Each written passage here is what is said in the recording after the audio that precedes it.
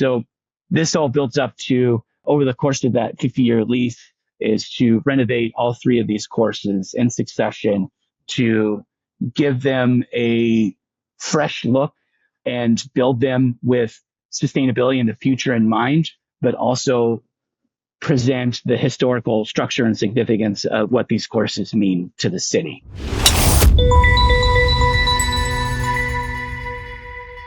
Hi, everyone. I'm John Fiella, and welcome to the Golf Sustainability Podcast. We've got a really interesting topic lined up today, which involves the reinvention, if you will, of what's happening with municipal golf. And my guest today is one of the leading influencers and architects of that movement, Andrew Sunyug, who's the Director of Sustainability at the National Links Trust. Andrew's actually dedicated his career to focusing on improving the relationship between the game of golf and its surrounding communities. And I'm very excited about having Andrew with us here today. Andrew, welcome to the Golf Sustainability Podcast. Thank you, John. It's an honor and a privilege to be here and spend a little time with you. Yeah, cool. Well, you're doing some great stuff, and I'm excited about having our listeners get some insight into what you're doing. Same. But let's, before we get into the nitty gritty about your particular activities, let's start by having you tell us a little bit about your career journey and your current role at the National Links Trust. Sure. In preparation for this, I was like, this month marks 20 years working in the golf industry, and trying to prepare for this, I was like, how do I keep this under a 20-minute conversation of my career journey? But I'll do the best I can and move pretty quickly. It's been a fun ride, but I finished college at University of Florida in 2003 and got my degree in business and sports management, but I didn't really have much direction or idea of what that meant afterwards. I always thought it would be nice, go work for a baseball team or whatever, right? Sports management, yay. But I just didn't put the time and effort in while I was in school. It was a party school, to understand what that meant when I got finished. At the time I was in college, I worked at a deli at one of the many Publixes in Gainesville, Florida. And, after I graduated, I spent a lot of Saturday mornings, game days, frying chicken at 6 o'clock in the morning, thinking there's got to be a better way to life. And my dreams had visions of working at a golf course and like smelling the fresh cut grass and hearing birds and seeing sunrise and just getting outside, right? Instead of standing over a hot fryer. So I don't know, roughly 7-8 months after I graduated from college, I resigned from my job at Publix and took the leap. I got a minimum wage job at a local semi-private course. It was, at the time, it was called Plantation Oaks. I'm sure it's not in existence anymore. Working in outside operations. And I knew very quickly that was exactly what I wanted to do. All the free golf I could take, working outdoors, just being in a fun, comfortable, friendly environment. About 6 months into that job, I got the tragic news that my dad suddenly passed away from a heart attack. And so the outfall from that was I left Gainesville and I moved to Orlando, where my dad lived, and used my inheritance to refinance his condo. So I had a place to live. I bought a new car and I put myself through golf college at the Professional Golfers Career College, which was located over at Orange County National in Winter Garden, Florida. The program at Professional Golfers Career College, I sort of viewed as a fast track to understanding the industry and a way to get my foot in the door. And that's really what it was. The program was 16 months. It was basically four 4-month semesters. Each semester I took 10 classes. And I mean, the classes ranged from calligraphy, tournament administration, general management, marketing, club fitting, club repair, teaching, marketing, office, history of golf, anatomy and physiology, right? They gave us every single tool they could possibly imagine to this is the world of golf. This is everything that's in it. Go find what you want to do. I originally thought I was like going to be a GM at, some really nice resort course in Hawaii or someplace exotic. And I learned pretty quickly, like, that's not a life that I wanted to live. They work 80 hours a week. They never get outside. They hardly ever play golf. And that wasn't me. So, I remember the second semester I took the tournament administration class, and I was like, all right, this is it. This is what I like. Running tournaments. This seems fun. Like the rules officiating, you're like, I like getting my hands dirty. I like being behind the scenes and working. And like that tournament administration operations really struck with me. So I sort of started chasing that, and through a connection, managed to get 2 internships back to back with the Arnold Palmer Invitational in 2006 and 2007. And those were just really great exposures to that side of the industry, to how do you put on these huge events, from the pro-ams to managing volunteers, the media center, the operations, from spectator management, ticket sales, and all of that stuff. And it was just a really great eye-opening experience and a really great opportunity to learn. At the same time of doing the golf school and those 2 internships, I also worked at Orange County National. So I went to school Monday through Friday from 8 to 12. And then Friday through Monday, I would work at the golf course. And then on Tuesday through Thursday, I would pretty much work at Bay Hill. And so obviously as the tournament got closer, then I would spend more time doing that role versus working at Orange County National. But either way, I pretty much ate, slept, and breathed golf for about 16 months, and just put my nose to the grind and just tried to get it done. It was something I was passionate about, something I saw promise in myself as far as a career. And it was something that I took very seriously, considering my first time around in school at UF was just kind of like, I got, my GPA was a 3.01, right? Like, but, so also like, one of the takeaways I got from Scott Wellington, who was the executive director of the Arnold Palmer Invitational, when I left the second internship, we did kind of an exit interview. And one of the things that he imparted upon me that helped him in his career journey was, work every job you can in golf, right? Go out, do as much as you can, as many different things, because at some point you're going to find the thing that clicks and you're going to go for it. And so I pretty much took that to heart. So, I had all those 2 jobs with the internships and Orange County National, but then I also got an internship with the Mid-Atlantic PGA. So I spent the summer of 2007, the summer of 2006 in Northern Virginia, and traveled all over Virginia, DC, and Maryland running junior golf tournaments, which was a fun summer to do, fun summer job.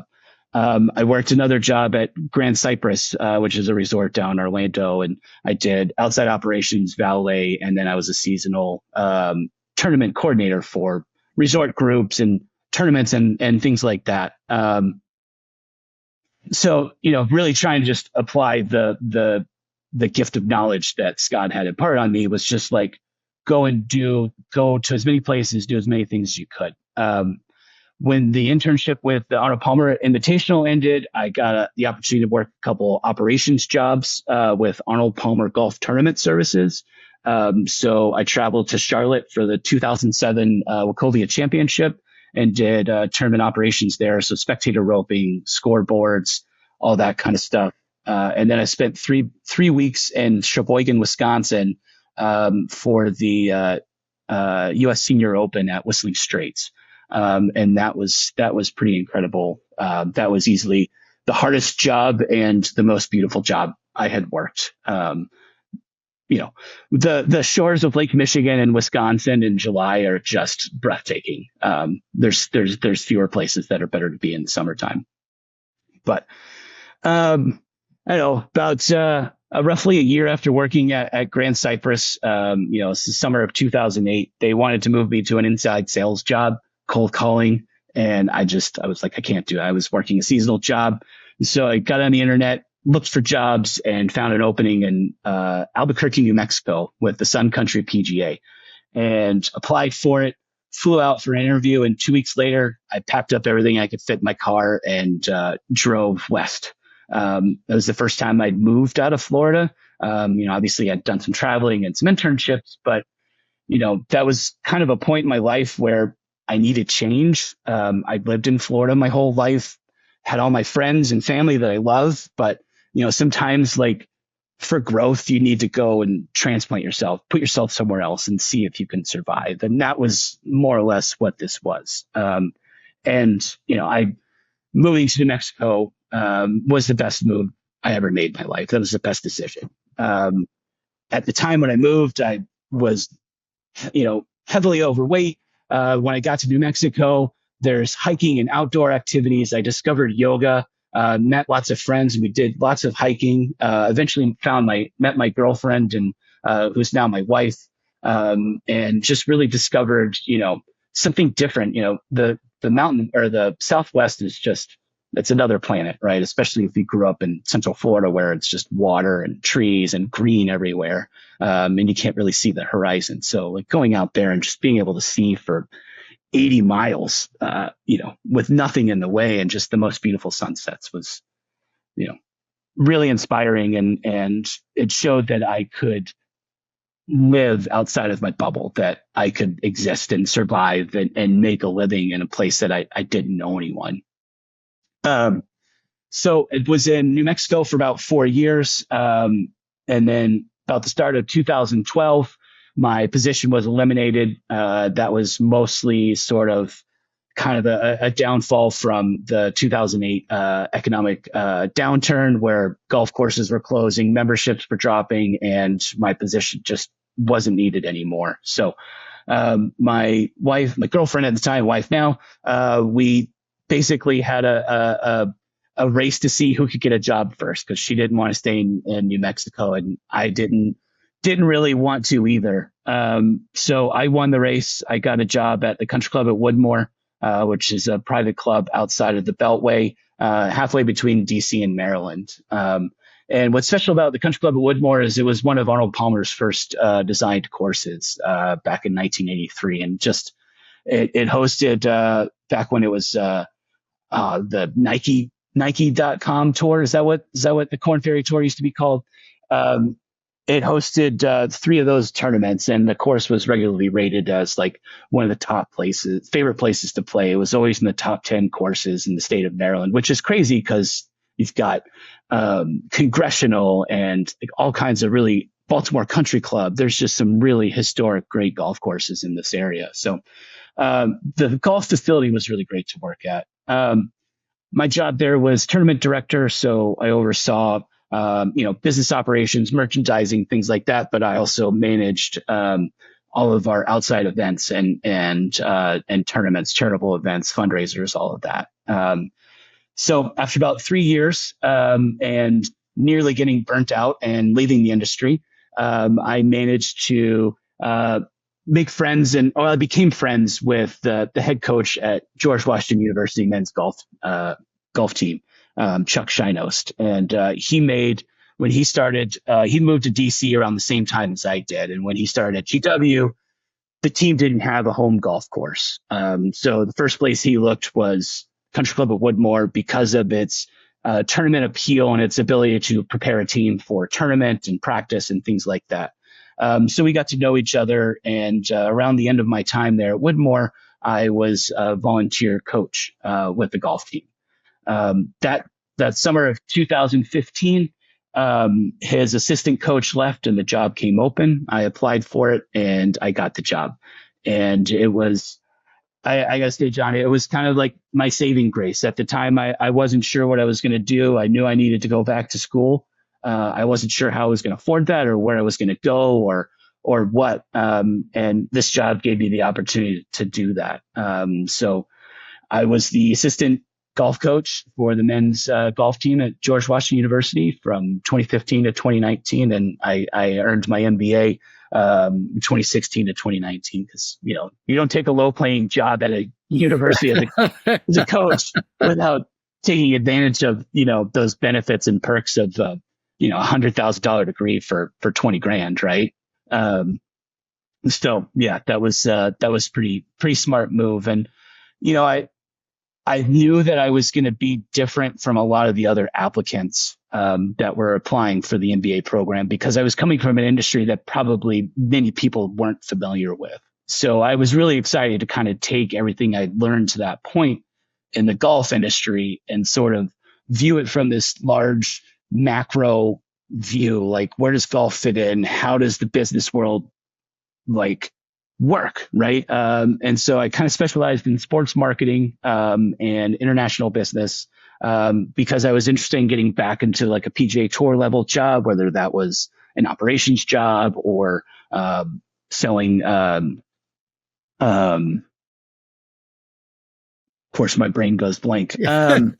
Hospitality, marketing, and Right. hospitality sales, things like Right. that, right? So I could use my operations background, this experience in the business world and my MBA to go out and sell hospitality suites and ticket sales and things like that. Those jobs are hard to come by, right? Most of the people that have those jobs started interns many years ago. A lot of the tournaments are run by operational companies. So, management companies like IMG or that's one of them. There's a couple other ones that will come to mind later. But, so getting your foot in the door there can be difficult if you don't want to start at the bottom and work your way up, which for me, I'm 44 this year. That was 5 years ago. I'm not really looking to take on a role of a 25-year-old as a 40-year-old. You know what I mean? That's not necessarily my MO. So, when I finished my program in 2019, I resigned from my job as assistant coach and went out into the real world. And of course, 6 months later, the real world came to a stop with the pandemic. And at the time, I was working as a tournament director, director of partnership marketing, and social media manager for a startup junior golf tournament. And I was really excited about it, had a lot of growth potential. And then the pandemic happened and the tournament was canceled.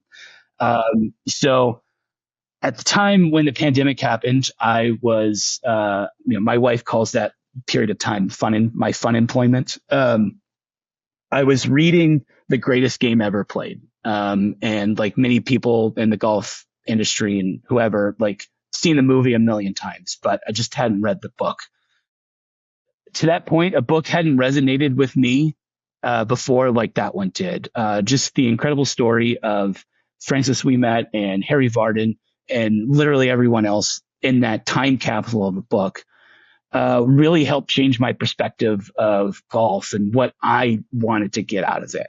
What was it doing for me and what could I do for it? So every round of golf I played after reading that book and since the pandemic has been cherishing my time outdoors, right? How do I enjoy this and forget the results, forget everything and just control what I can control, which is my attitude and enjoyment for the game.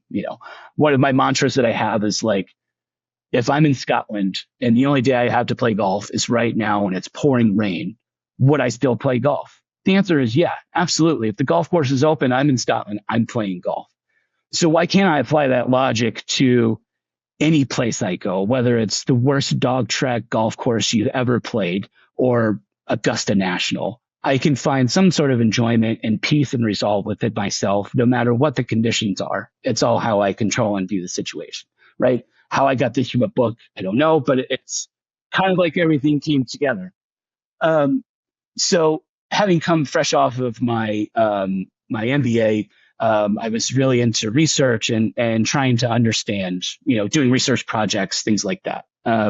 So another passion of mine outside of golf is sustainability. My wife and I do as much as we can in our personal lives to limit our impacts on the world, right? But we sold our car, we belong to CSAs and farm shares so that we support local farmers, right? I only use public transportation or car shares or walk, bike, bus, train, whatever. We'll rent a car every now and then if we need to get somewhere, but for the most part, I just try to stick to public transportation. But I'd never applied those principles to golf or understood why golf wasn't doing more. So my research project was essentially, what does sustainability in golf mean? And I think you kind of went down the same very path to start this podcast, right? It was like, you start to learn about the PGA of America and what they do, the GCSAA, the Geo Foundation for Sustainable Sport, Audubon International, the PGA Tour, the DP World Tour. What are all these entities, and what are they doing to cut emissions and be more responsible for the community and the environment? And what I kind of realized is everyone's kind of in their own silo. Like, there's some collaboration, but there's no like overarching like, hey, let's all work together as industry to join this green sports movement. And part of that was also a recognition of the industry wasn't doing a very good job of telling its own story, right? It was allowing people to create these perceptions that golf is a detriment on society. It's exclusive. No one wants to be there. Right. So how can the industry itself fix those perceptions and talk about the good things it's doing? While I was in the middle of this research project, George Floyd's murdered, and the summer of 2020 just here in DC took a really crazy turn, right? Like, I found myself protesting and creating signs and going out and supporting for social justice and environmental justice. And that was really when I started to understand that intersection of social and environmental justice, and then trying to understand, how does golf fit into that, right? It's this thing like, if I'm going to run another tournament or work for another facility, it has to have some sort of purpose, some higher meaning that is providing value or giving back to a community and not just taking. And so, that was really pivotal for me to kind of find that voice to stand up and say, like, this is wrong. We need to do things to fix what's happening. And then how can golf participate in that? Roughly at the same time, this is like a lot of confluence of things going on. I caught wind of the National Links Trust forming to put in an RFP for the 3 golf courses here, public golf courses here in DC, which are owned by the National Park Service. And so, knowing that was something that I was very interested in, and more or less, like, if you lived here in DC, those 3 courses, and that they were crap. Like, they were never in good shape. Anytime it rained, like, it was just a mess, right? There was no funding. They just kind of existed. People went and they played because it was there, but there was no intention behind its future. And a lot of that just happened to be, the way the contracts and leases between the Park Service and the people that were there before National Links Trust, right? There's just the concessionaire lease structure didn't really lend itself for repairing these courses or investing money, because there was no return on the investment for the previous leaseholders to put in $1 million to something that they didn't necessarily weren't going to get back if they didn't get the contract renewed with the Park Service, right? So there's not a whole lot of incentive for them to do that. So knowing that NLT was doing this, I was like, okay, how do I get involved? So started networking with some board members, found out about volunteer opportunities, and made myself available right away. And took opportunities to lead, whether it's a volunteer event or something, just using my golf experience to add to the experience of what NLT was putting together. The summer of 2021, I was actually working a couple contract jobs with Blue Strike Environmental, which I skipped over a part, which was pretty pivotal to this, but I'll get back to it. Yeah, good.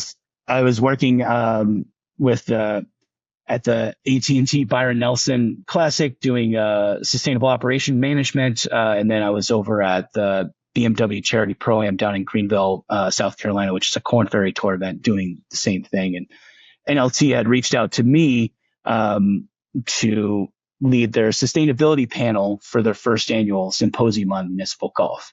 Now, this is where the part that I skipped over, was why did they come to me? Well, the previous summer and all of the informational interviews and things that people that I had met and talked to, I had come across two other young golf industry sustainability professionals, Alex Baxter and Andre Paul. And the three of us hit it off pretty quickly. And, in that time of seclusion of the early pandemic, it was important for me to have a community and build a community where I could talk to people about these issues and how could we come up with something inventive or creative to, help the golf industry become more sustainable, more responsible, and accountable. So got the idea basically to create Driving the Green as a golf sustainability mastermind group. We would get together for regular meetings just to kind of talk about things that are going on. That sort of transformed into becoming a newsletter and a blog, and sort of recognizing that there was a platform that didn't really exist for the golf industry to tell its sustainability journey. So we reached out to people, we'd interview people, we'd write stories on what golf courses were doing, and really just try to give a platform for that to come around, knowing that consulting jobs and things like that could eventually come around by creating this niche and putting ourselves forward as industry professional. So that's more or less what happened when NLT came calling and asked me to put together their sustainability panel. So I took that as an awesome challenge and did the best I could, and I'm pretty sure I knocked it out of the water. Had four really great panelists and a really wonderful moderator, and the success of the panel had NLT come to me, and they asked me to be their in-house sustainability professional. And so that sort of leads me now. That was January of 2022. That leads me now as director of sustainability for National Links Trust. And, kind of the central tenet of my role with NLT, like the question I ask myself with almost every project is, like, with these courses, is how can a roughly 150 acres of urban public green space benefit a community beyond recreational access? So in other words, that's how can a golf course solve stormwater, runoff, and pollution issues for communities while improving water quality, revitalizing habitats, and improving biodiversity? How can a golf course create partnerships and programs with other nonprofits to improve access and inclusion for underrepresented populations while keeping the game affordable for all? How can municipal golf show its value to a community, or show its value as a community cornerstone, and prove to its detractors that it's worthy of investment, right? It's not just a money sink that, it's the city planners or city managers like money like sink, right? That's where things go to die. That's what we're trying to change, is like these golf courses, these facilities can be community centers that facilitate a healthy environment and places for people to go. So, like, that's kind of the central question I ask whenever I'm working on a project is, how does this benefit a community member that may never even know that this golf course exists, right? Yeah. So, oh my goodness.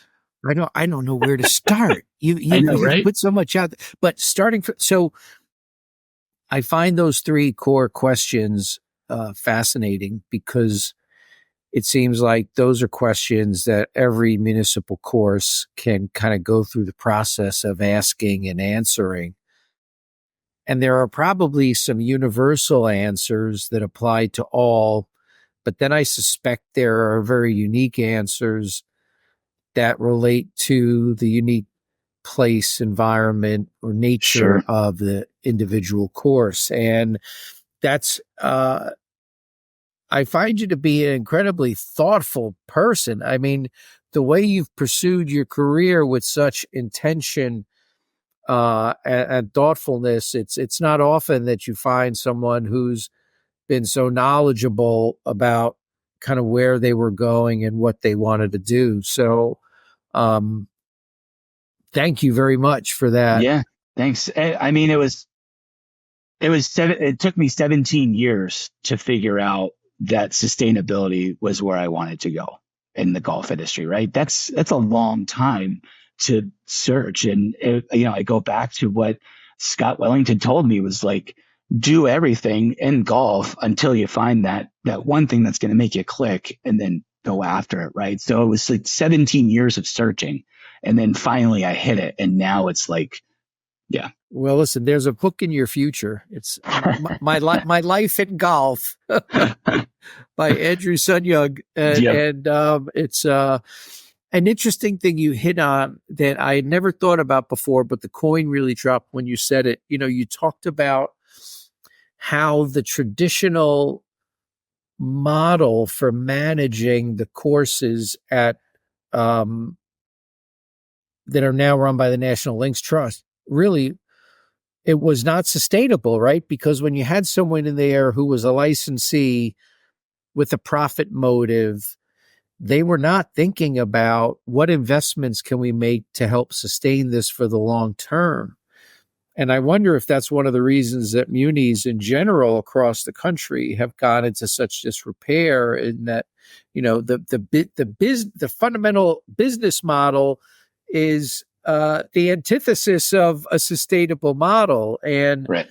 when you think of the trust concept, the nonprofit trust concept that has made St. Andrews in Scotland what it is today, what kind of the park in West Palm is trying to pursue, and what you're doing at the NLT, I mean, it gives further credence to the fact that a fundamental, a new fundamental model is needed. So obviously your journey has provoked a lot of thoughts on my part. So thanks for that. Okay. So now you're at the Links Trust. You've given us a brief tidbit on what the Links Trust is up to. Tell us a little more about the origin, the purpose, and the mission of the Links Trust, and then we'll get into in a little more detail, kind of the current major project that you're working on there. Yeah. So National Links Trust is a 501c3 nonprofit with a 50-year lease with the National Park Service to manage the 3 public golf courses here in DC. So we have East Potomac Golf Links, which is down on the National Mall, Haynes Point. It's across from Washington Reagan DCA Airport. We have Rock Creek Park Golf Course, which is up in Northwest DC, and Rock Creek Park, which is our country's 3rd oldest national park, and is essentially it's the heart and the lungs of Washington DC. It's the largest green space in the city. And then we have Langston Golf Course in Northeast DC, which is named after John Mercer Langston, who was our country's first African-American representative from Virginia. He was a civil rights leader, slavery abolitionist. He was the first dean of Howard Law School. And the golf course at Langston was built specifically for the African-American golf community, because prior to its opening in 1939, the other courses were Caucasian only. And there was a African-American golf course that was in the National Mall, but it was eliminated when they built the Memorial Bridge that connected Arlington, Virginia to DC, right there where the Lincoln Memorial is. And so, these 3 courses, East Potomac opened in 1923, Rock Creek opened in 1926, and Langston in 1938. These are historic old golf courses that have suffered from 50 to 60 years of deferred maintenance. We're talking unmanaged forests, failing irrigation systems with leaks, all kinds of historical structures that need updates and renovations. Over at Rock Creek Park, it's where the plans there to build the first tee of Washington DC's home office, which they don't currently have in DC. And there's no actual infrastructure to have, there's no driving range. So there's no place to have lessons or to teach. And, after the renovation. So let me get to that point. So this all builds up to, over the course of that 50-year lease, is to renovate all three of these courses in succession to give them a fresh look, and build them with sustainability in the future in mind, but also present the historical structure and significance of what these courses mean to the city, right? And so we will start and break ground at Rock Creek Park later this year. November 1st is, I think, what we're shooting for. We've given ourselves about 2 years or so to finish that project. We'll move on to Langston, give ourselves about 2 years or so for that project, and then we'll move down to East Potomac, down on Haynes Point, and finish up there. And the idea is, we're in the midst of a major capital fundraising campaign now to address all of these deferred maintenance issues on the front end of the lease, so that these courses are built and designed as these community assets. So the back end of the lease, we have all of that time to put forth all of the effort to really change the community and invest in the community and provide access to this wonderful game and to green space. Cool. So, well, yeah. So you, by the way, I want to put a plug in for Driving the Green, which is a web. I like visiting the website. You guys are doing really thoughtful work, and you're, the work there. It's one of the few things that I have found. It might be the only thing that I have found on golf in the States on golf sustainability that's really aligned with the UN Sustainable Development Goals. Yep. Kind of, you're taking your experience and expertise there in your current role at NLT, and I know you're about to embark on, or you've already started on, developing a sustainability report for the National Links Trust. Let's talk a little about that, Andrew, because I think committing to developing these reports is a very important step in golf sustainability. So tell us about the sustainability report you're in the process of developing for the National Links Trust. Sure. So, the parent organization and the owner of the land is the National Park Service, right? I think they have, if you include our 3 golf courses, I think they might have 5 or 6 courses under there. So there's not many. And they have come up with what they call the Green Parks Plan, which is the National Park Service's climate action plan. It's their climate goals, what they want all of their parks to achieve, which is zero waste, energy efficiency, cutting all of their scope 1 and scope 2 emissions, waste management, all of that stuff, right? And so this is more or less a mandated thing that all the parks need to follow. And so my role as director of sustainability is obviously to write a sustainability report and really talk about what is the impact of our operations. How can we really address the root cause, go down to the bare bones of everything and rebuild it with sustainability in mind. So I've more or less put together several frameworks to kind of come up with 4 buckets that we sort of will address everything. So we're utilizing the NPS's Green Parks Plan and their climate goals, the UN Sustainable Development Goals, DC's Sustainability 2.0 Climate Action Plan. So that's Washington, D.C.'s climate plan. And then adding in the Virginia Golf Course Superintendent Association's best management practices. So all of this sort of encompasses those frameworks because we found that the Green Parks Plan just didn't have enough to really encompass what golf operations does. And so I kind of went out there and utilized some of the resources and things I know to try and put this together. So essentially, bucket 1 accounts for our emissions and our runoff. So that's reducing our scope 1 emissions. Right now, all the golf courses have gas carts, and that's because we have no electrical infrastructure to have battery powered electric carts. So we're stuck on that. And all that will be remediated when we renovate these facilities and electrify everything. But, for right now, we have gas carts. And so how do we account for, what is one 18-hole golf cart round? How much emissions comes from that, right? So then we can go and say, okay, we sold X amount of 9-hole and 18-hole cart fees last year. Let's see if we can figure out how much emissions came from that, right? So then it's looking at eliminating our scope 2 emissions, which is, that's the source of our energy. Last month, we signed a 3-year contract with a wind farm to source renewable energy for 3 years from a wind farm for all 3 facilities starting this month. And over the life of that 3-year contract, we'll save $31,000 in energy costs from the local electricity, right? So using that energy broker to go out and find that opportunity was huge for us, right? It's just signing a document, right? There's not a heavy lift. It's just a matter of getting in touch with the right broker, waiting for the right day, and signing off on it. So right there, we've eliminated a vast amount of our scope 2 emissions. So it's also utilizing renewable energy sources, so solar, and we're exploring geothermal power over at Rock Creek Park as an energy option for us. It's looking at carbon sequestration. How much carbon can we sequester through a golf course? From unmanaged areas that are native habitats, right? So trees and everything like that sequester carbon. Looking at water quality monitoring, how clean is the water as it leaves our property?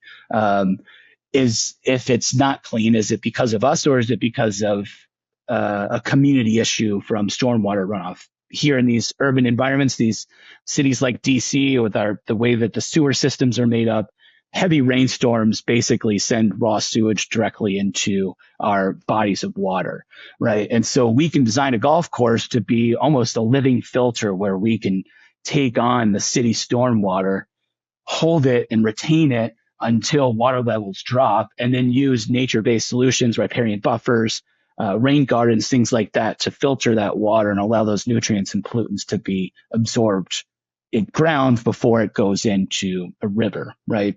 So by doing water quality monitoring, we can assess what's the downstream impact of the golf course. And then we're looking at nutrient and pesticide management. So what is our IPM? What is the philosophy of our golf course superintendent when it comes to applying herbicides?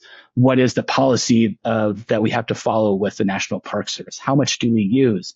Is there emissions that comes off from the evaporation of these chemicals? Is that something we can account for, right? So it's really thinking through everything that would emit or pollute off of the golf course and accounting for it. So that's bucket 1. Bucket 2 looks at resource efficiency. So energy audits and fully electrifying the infrastructure and accounting for our energy efficiency. So lighting audits and upgraded HVAC systems and window tinting and more natural lighting, automatic on and off switches for offices, things like that. Anything we can do to save energy, because saving energy is saving money, right? And then we also have to look at retrofitting and upgrading our historical structures, right? These are buildings that have been around for 100 years, and under the NPS's cultural history, philosophy, those buildings have to stay intact. So how do we upgrade and retrofit those buildings to be energy efficient, whether that's zero waste, zero energy, zero water used, right? Or net zero, I should say. Then you're looking over at water efficiency, right? So that's doing facility water audits. That's upgrading our course irrigation system, so we have much more targeted water where it needs to go. There's fewer leaks in places that we can't find, right? So we're wasting water there. It's establishing turf grass that's drought tolerant and requires fewer inputs. Fewer inputs means fewer resources you have to purchase and use, right? And then really decreasing the amount of municipal water that we do use to water the course. So that's looking at rainwater cisterns and things like that, where we can store and recharge retention ponds with stormwater that we collect on these rain events, which also helps with stormwater runoff and erosion and things that, other problems the city has. Third bucket is waste management and procurement. So that's eliminating our single-use plastics. That's banning plastic teas. That's making, going through and looking at everything, back of house, front of house, all of the apparel, everything that comes it's all wrapped in plastic, right? So can we identify those sources, work with our vendors to rework our procurement to make sure that when stuff comes to us, it comes responsibly, or we can send it back so it's reused. It's a compostable plastic that your golf shirt comes in, so then we can compost it instead of waste it. You know, it's diverting as much as we can from the waste from the landfill to become zero waste. So it's creating those partnerships and those closing the loop on these golf specific waste that we collect. You know, one is like the rubber from re-gripping clubs. Where does that go? Right? You could create a stream where that rubber is repurposed into floor mats for your golf shop staff behind the counter, or things like that, new mats for the driving range, right? There's a way to find an avenue for almost everything so that we can meet the NPS's goals to be a zero waste facility.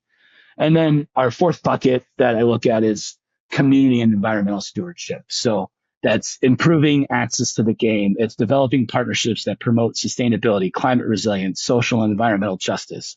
It's environmental stewardship through volunteer programs and day of service events. It's community and STEM education programming. It's workforce development and internships for underrepresented populations in the game, right? So the WGA Evans Scholar Foundation, we have a caddy program at Langston. We gave out our first full scholarship to a caddy last year. Wow, that's awesome. Right? And yeah, I mean, these are incredible ways to really affect change in a community and provide resources and access for people that never would have thought golf was an avenue for them to pursue for a career or otherwise.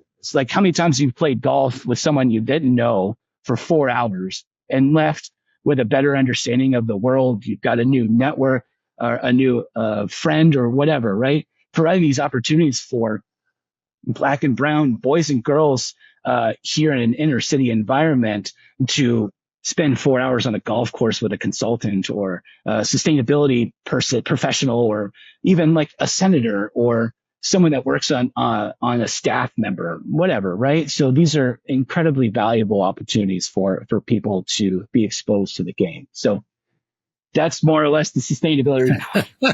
You know, it's pretty all encompassing, but Andrew, my sense is you don't believe in doing anything halfway. I mean, look, coming up with a and having done this in the corporate world, right? Because I'm new to golf sustainability, but you know, I've spent close to 20 years in corporate sustainability, and doing a sustainability report and plan just based on the UN sustainability goals, sustainable development goals is one thing, but it sounds to me like you've got this National Park Service Green Parks Plan, which includes their climate goals.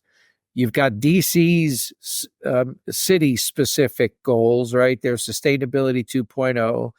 You've got the UN SDGs, and then you're feathering in the golf-specific criteria from the state of Virginia's best management practices, which is obviously from the Golf Course Superintendents Association. I mean, I can't think of a more comprehensive framework within which to try to create a sustainability plan. And then these 4 buckets that you've set up, I mean, this is just an awesome model you're developing. I mean, there may be something here that becomes a template for other courses, not just munis, but for other courses to utilize for their sustainability report, which I think is really needed, because other than GEO, which is principally, you know, European based, there is no template or there is no framework that people in North America can use and follow to create a sustainability plan for their golf course. And what you've laid out is, without question, bar none, the most comprehensive framework that I've heard. So it's really it's fantastic. I can't wait to see how it comes out.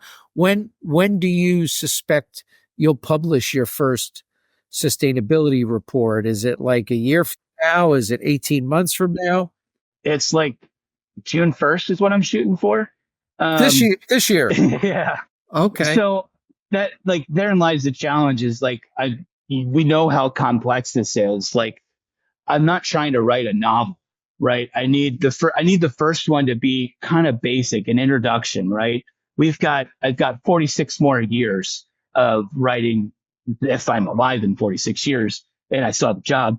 But, I've got 46 years to implement all of this stuff, right? I want to be intentional about how I'm setting up my foundation, right? And so I imagine the first report will probably be a little bit shorter. We'll have metrics for the things that we have, but a lot of it's just going to be talking through the context and everything, right? Setting our baselines and being able to adjust our goals. Because the popular term in sustainability is I'm building the plane while I'm flying it, right? Like I don't really have landing gear. I'm just trying to ride on these the updrafts and glide along until I can get myself a position where I can land and regroup and reassess, because like everything's going to be about prioritizing and what's the low hanging fruit I can get done first. What is going to require significant investment that needs grant money or donations from corporate, partners or things like that. Right. And really trying to assess. So yeah, it's going to be a fun journey. So many people that I've talked to, and once again, this is principally in the corporate world, their biggest concern about the first sustainability report is they say, well, we haven't done anything yet.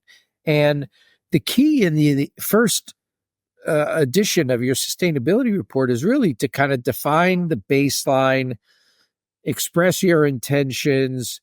And often it's not until like year 2 of the report that you actually set some goals and some targets. So the work Right. that you're doing to establish the baseline is really, it is the foundation. It is that important first step. So, But that's reassuring because I've, it's a huge document and it's not a small undertaking and, stress levels and anxiety from like trying to tackle this beast, that's very helpful and reassuring. Like, that I'm on the right path, which is always good to hear, 100%. And look, it's iterative.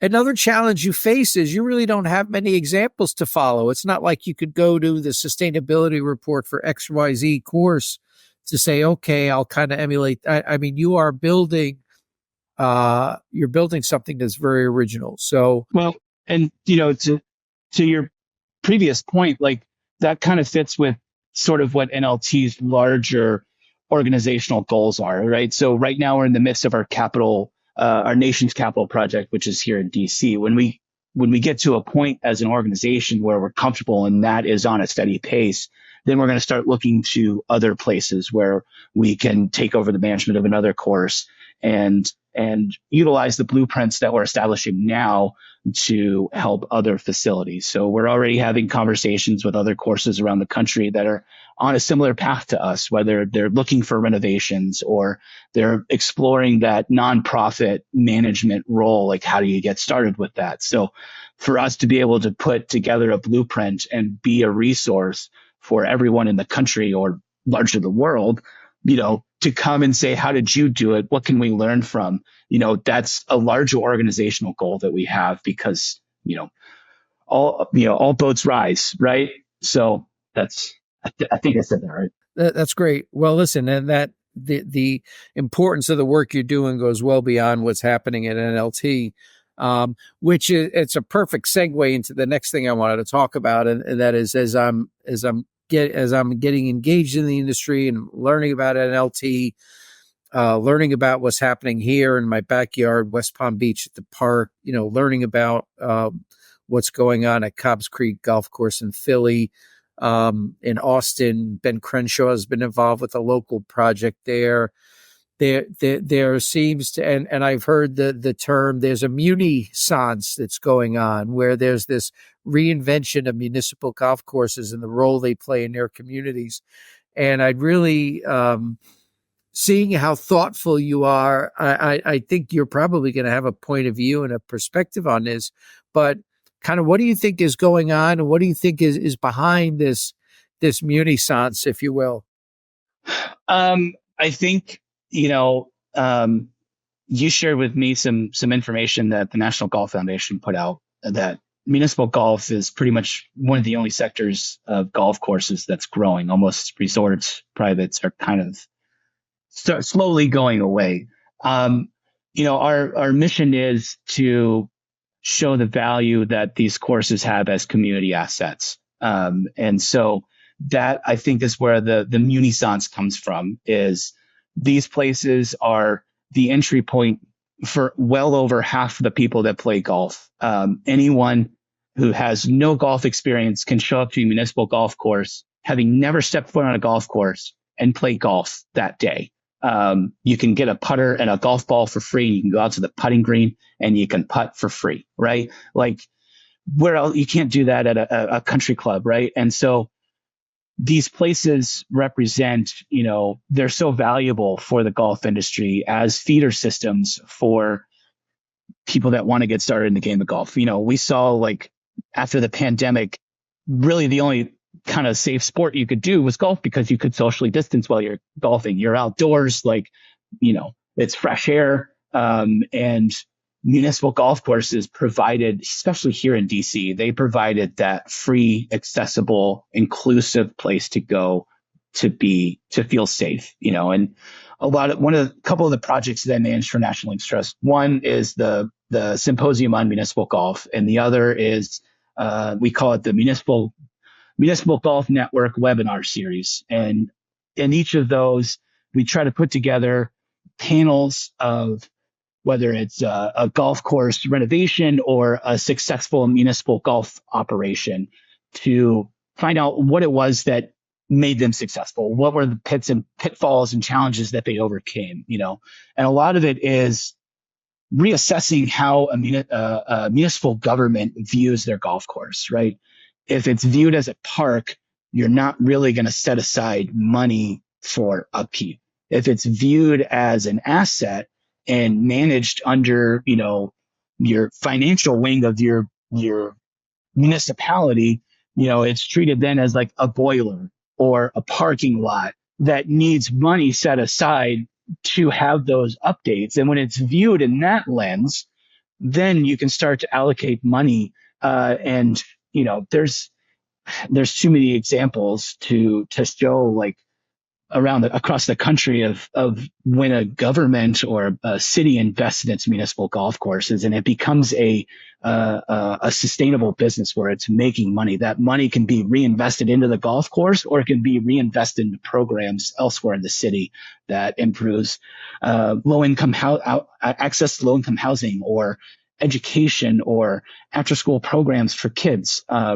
When you have this thing that can generate money for you and then start to sort of live on its own and do its, then you can start allocating money elsewhere, right? But it's that changing of the mentality of, if you just invest in this, you're going to see return on your investment. And especially if you're looking at, environmental and biological services, from increases in biodiversity and native habitats and pollinator meadows and things like that, right? Like, these are all things that we're losing because of climate change, rising sea levels, right? Things like that. So yeah, that to me is kind of the central tenet of the Munisance, is understanding that this is the feeder system for the golf industry, and it needs to be protected and invested.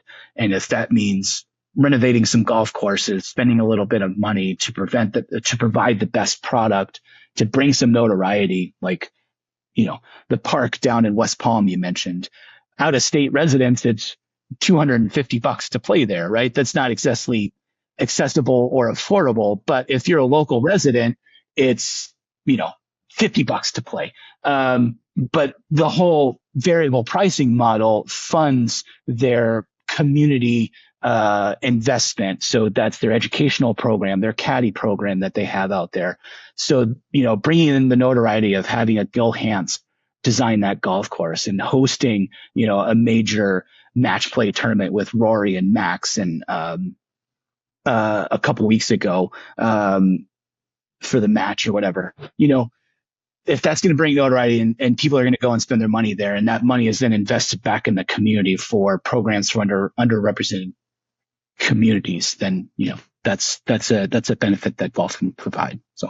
Yeah, look, I think that's the model. And on the social side, I mean, the democratization of the game and broadening access is really essential. And I think this is, this is probably the ticket, or it's certainly the best idea that I've heard so far to make it happen.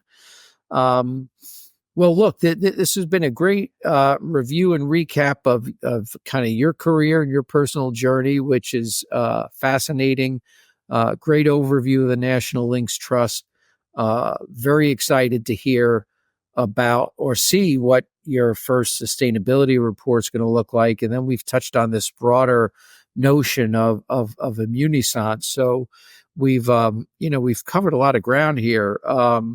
What I like to do in the last segment of the golf sustainability podcast episodes, Andrew, is really to talk on a more personal level with my guests to get even a deeper sense for kind of who they are and what's important to them. So,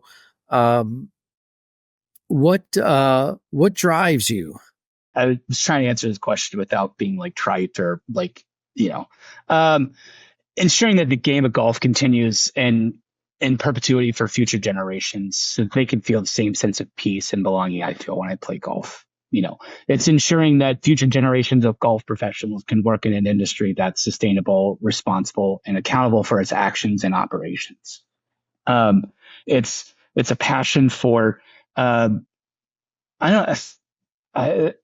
those two answers are, it's a tough question. Like what drives me is to always try and be better, right?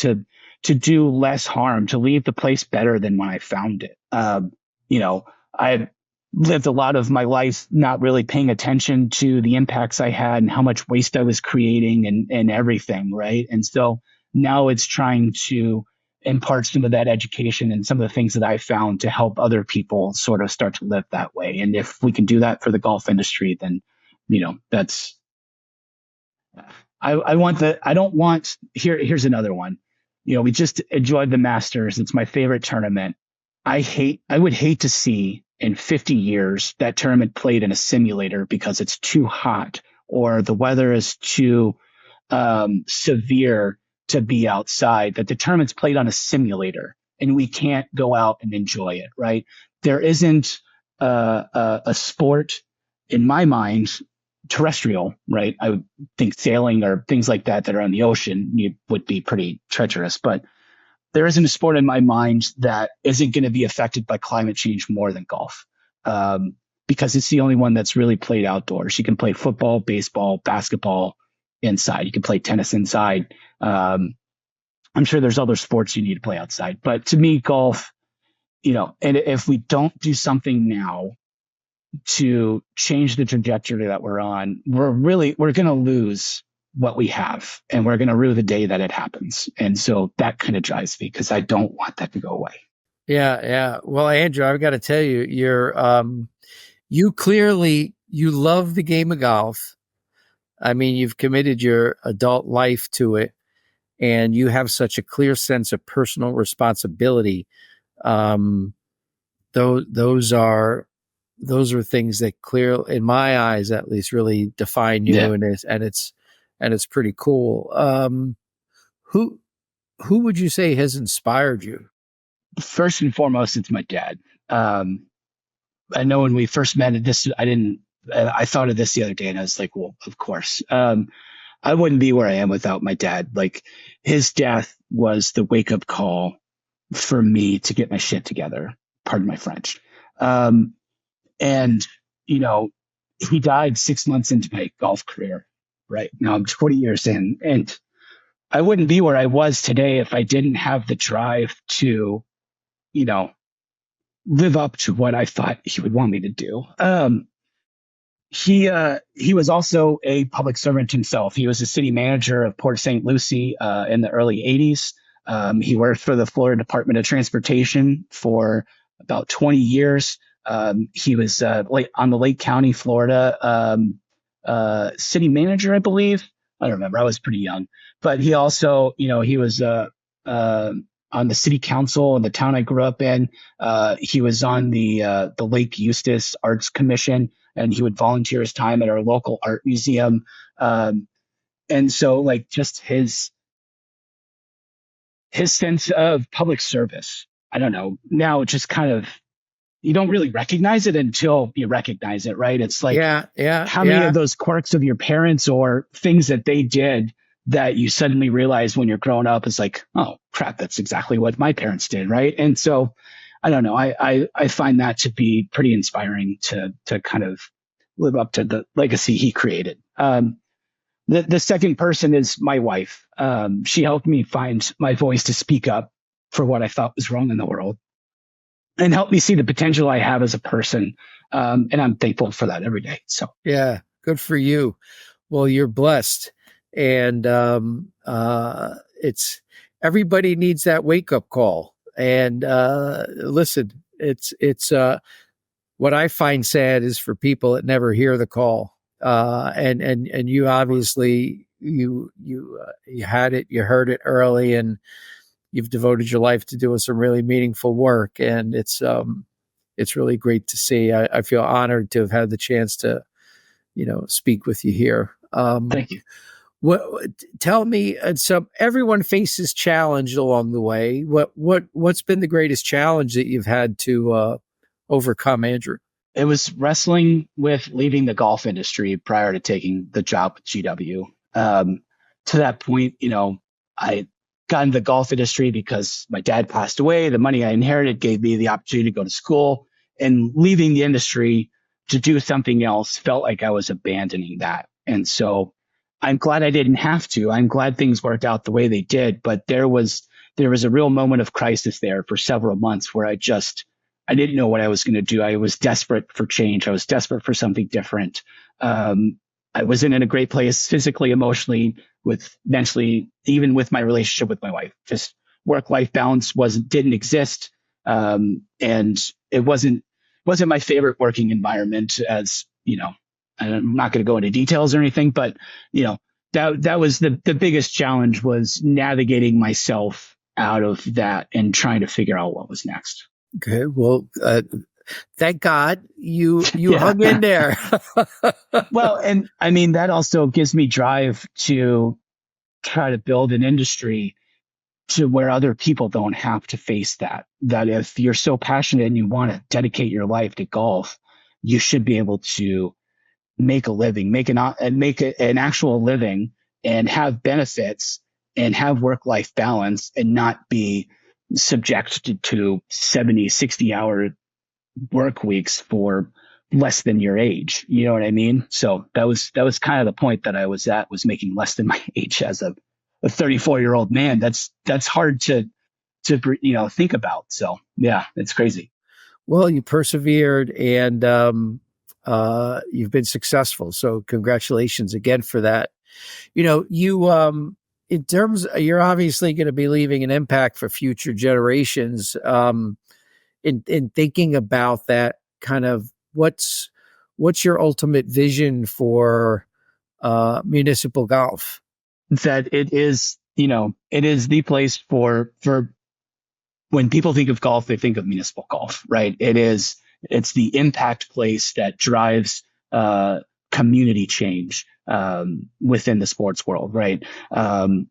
And I envision us developing this blueprint for how municipal golf and golf at large can find that balance between accessible and affordable and engaging golf, and being married to improving the environment and improving the community. So, for future generations, that's where I see municipal golf, is like it's embedded into the world and does less harm and makes the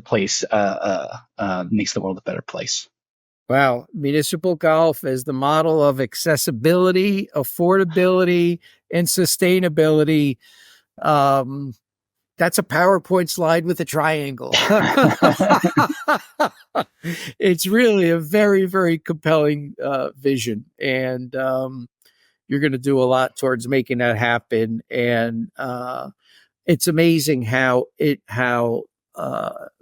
tight the alignment is between our respective interests and motivations. And anything that we could do at Golf Sustainability to help that vision of yours become a reality, we certainly like to be able to do, Andrew. Well, it starts with obviously being on the podcast, and I appreciate you asking me to come on as a guest and the opportunity to chat about my journey and what I want out of golf, right? What we both want out of golf and what we think it could be. So I appreciate you pursuing this as your life passion.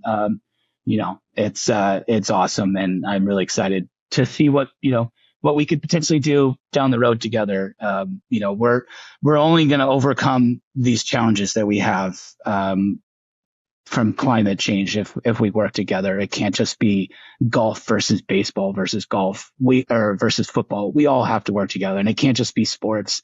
It's got to be manufacturing. It's got to be transportation. It's got to be every industry is going to have to work together and figure out a path forward to save ourselves, right? So, yeah. Amen. I can't think of a better closing note, so I'm not going to risk screwing it up. That was great, Andrew. Thank you so much for being with me today on the Golf Sustainability Podcast. Thank you.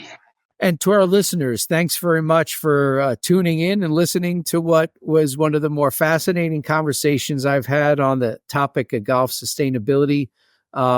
If you liked today's episode, please give us a thumbs up on your favorite podcast player. Tell your friends, colleagues, and coworkers about the podcast. Tune in on future episodes. And our commitment is to continue to bring you fascinating insights and conversations with people that are changing the game, like Andrew Sunyug in future episodes. So thanks for being with us, everyone, and have a great day.